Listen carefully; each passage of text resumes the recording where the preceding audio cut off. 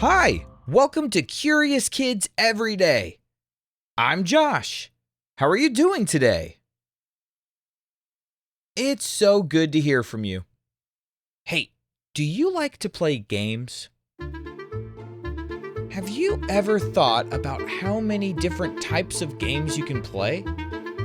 I mean, there are sports you can play, like soccer or baseball.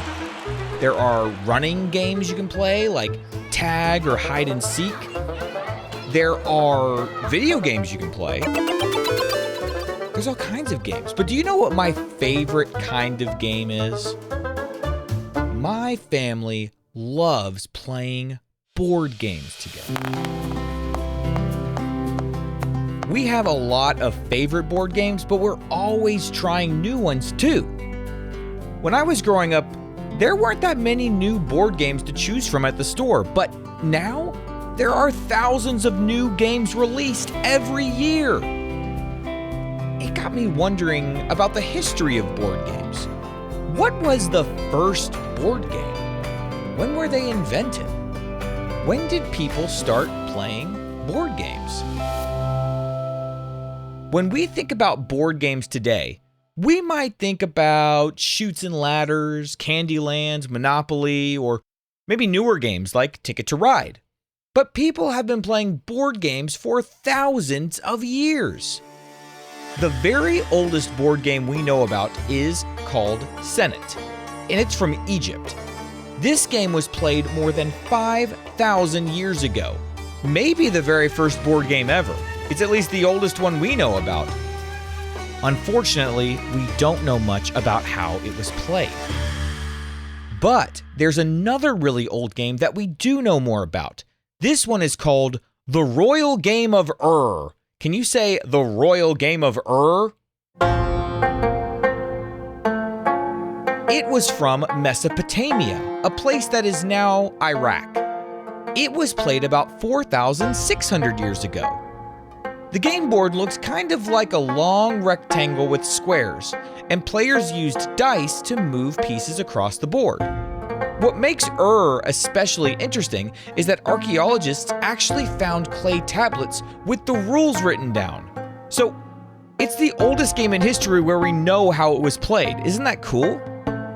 Even 4,600 years ago, people were writing rule books like we still do today. In China, a game called Go was invented about 2,500 years ago, and it's still played today. Go uses black and white stones, and the goal is to surround your opponent's pieces on the board. It's actually a really tough game to get good at. It looks simple, but it's actually pretty hard.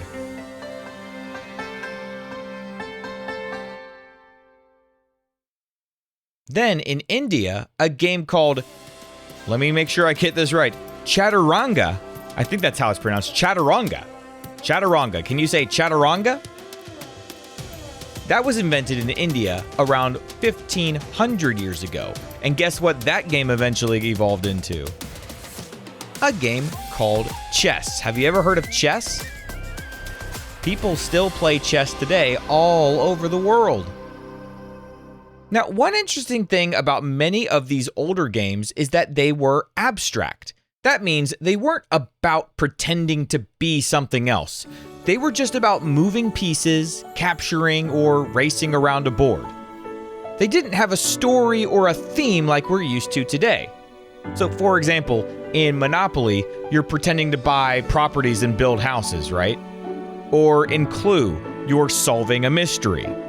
In Candyland, you're traveling through a colorful world of sweets. These are all themed games. The idea of adding stories or characters to games didn't really take off until way later. In fact, board games went through a huge change in the 1900s when companies like Milton Bradley and Parker Brothers started making games for families. These companies gave us games like The Game of Life, Risk, and Sorry. When I was a kid, these were the main kinds of games that we played.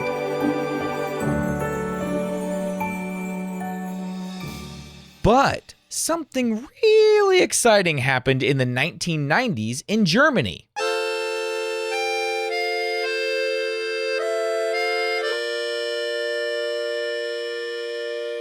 a wave of new games appeared that focused on strategy, interesting choices, and fun for both kids and adults. One of the most famous was a game called Settlers of Catan, published in 1995. It changed the world of board games because it wasn't about knocking people out or just rolling dice. It was about trading, building, and working together while also competing.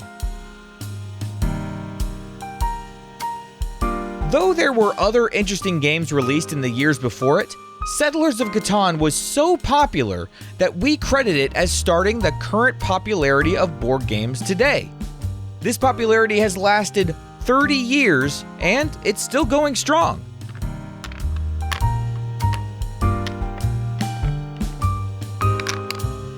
Since then, more and more games have been created every year, and now we're to a point where thousands are released every year. There are board games about trains, farming, space exploration, animals, history, and just about anything you can imagine. Families, friends, and even professional tournaments all around the world play them. There are so many different kinds of games to play now. And it all started back in places like Mesopotamia, Egypt, India, and China thousands of years ago. And this is a history that is still being written today, thanks to the board game rebirth that started in the 1990s in Germany. Board games are now more popular than ever before in the history of the world. So, what is your favorite board game to play?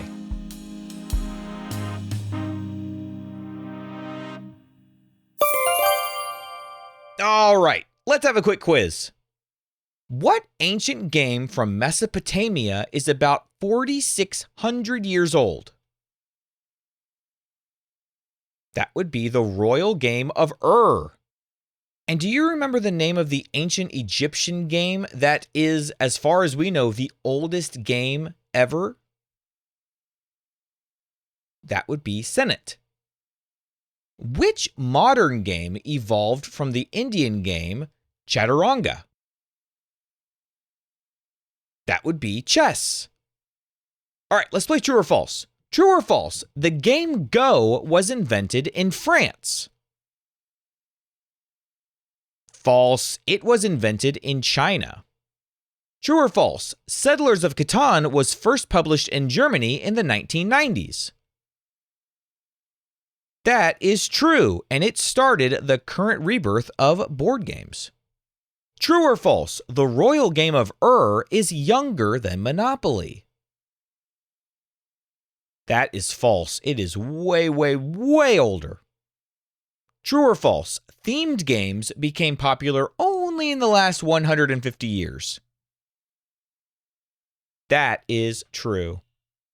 Would you rather invent your own board game or play a board game where you get a prize when you win?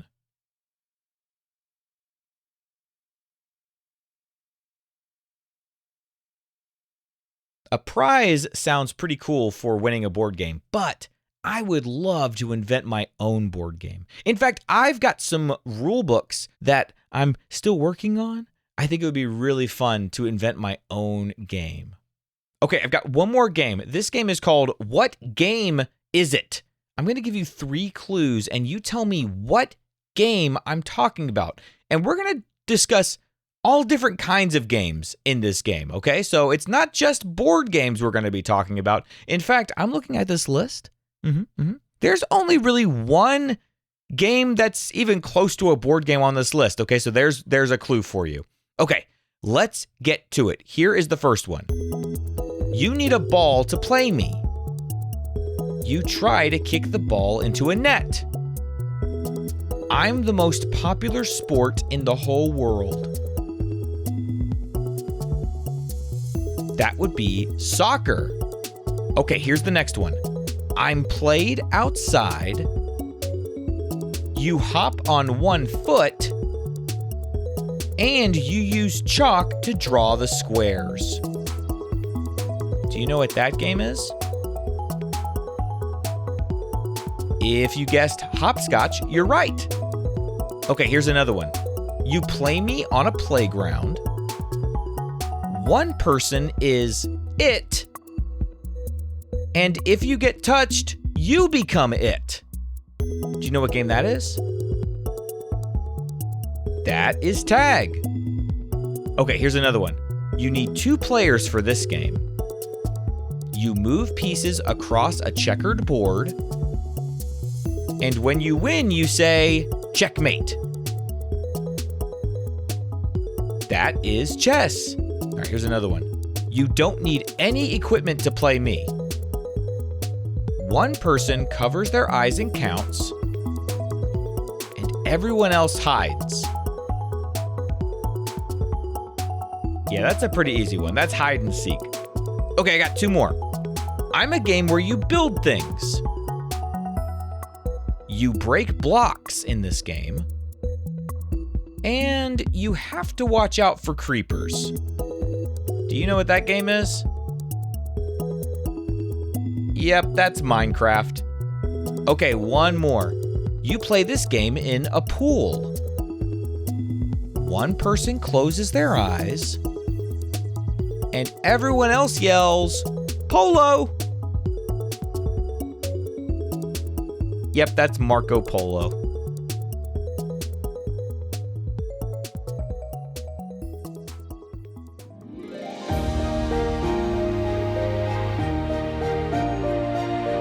Isn't it amazing to think that kids and families thousands of years ago also sat around and played games together? Even though the games looked different, the idea of laughing, competing, and spending time together hasn't changed. This is my favorite thing about games.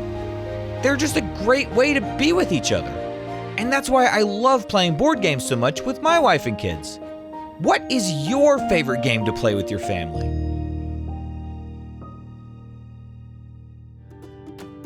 And what kind of question do you think we'll ask tomorrow on Curious Kids Every Day? I can't wait to find out. So until then, keep asking questions and stay curious, kids. And for all the grown-ups listening, thank you so much for telling other parents about this show. Please visit CuriousKidsEveryday.com to get a free printable with activity ideas that don't involve screens. Those are the best kinds of adventures to have.